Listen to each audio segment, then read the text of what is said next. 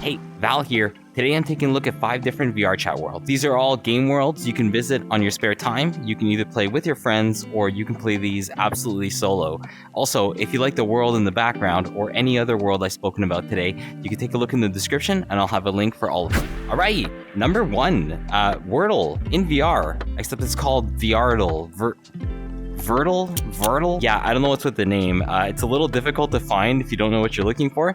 This is essentially a multiplayer enabled Worlde. So you can play this by yourself if you want to watch a video and maybe play Worlde in VR at the same time. This is a perfect world for it. If you've got friends, I think it supports up to 16 people at the same time.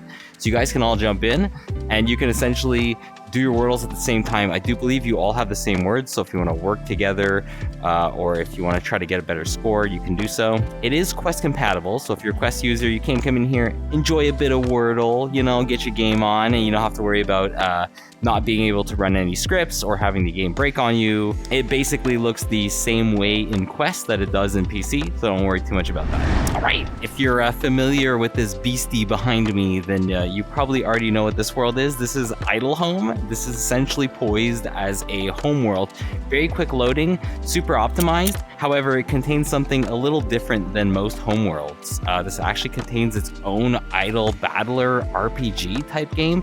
It's super awesome. You start off with just a sword, you know, you deal damage yourself, slashing around, doing whatever, and eventually you gain more and more points, more and more XP, more and more coins, which you can use to unlock keys, which you can unlock chests with, you can upgrade your weapons, you can deal more damage over time, you can get new weapons from the shop. It's kind of like the all-in-one package for homeworld. So if you're looking for a new homeworld that's also sort of like a game and you know, you have monkey brain, number go up, very good, kind of like I am, then you're gonna probably love this world. You're gonna probably love this world a lot. And yes, in case you're wondering, you can save your progress. Anyways, next world. All right, number 3, Khyaber's mini golf. Now, if you've never played mini golf or you've never been to this specific mini golf world, I implore you to take a look at it. This is probably one of my favorite mini golf maps I've ever played in VR. The actual game system itself is super well done. There's an awesome scoreboard you can just automatically pull up. It shows you your entire score, and when you're done, you can throw it if you're not happy with your score, like I am most of the time. When you whip out your golf club, basically it follows the height perfectly on the floor, so you never have to judge the height correctly or anything like that. It's super forgiving. The map is easy except towards the end, and there's sort of like a global scoreboard for your instance, so you can see how you compare with your friends. Overall, I'd say this is probably my favorite mini golf map of all time. The map maker Khyaber actually has a different VRChat golf map with the same things. It's just a little more difficult. I'd suggest if you're starting out and you haven't really played this before, that you start here and then move up from there. All right, number 4, Suika game. If you haven't played this is a pretty popular game. It's released on Steam, I believe, as well. But somebody basically made a perfect port to VR. It's a falling fruit type game.